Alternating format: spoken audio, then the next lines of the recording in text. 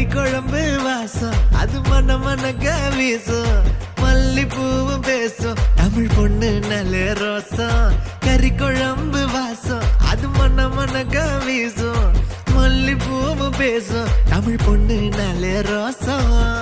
முறைச்சு பார்த்தாலே எனக்கு கேராகும் சூடா பார்த்தாலே சோடாவும் வீராகும் முறைச்சு பார்த்தாலே எனக்கு கேராகும் சூடா பார்த்தாலே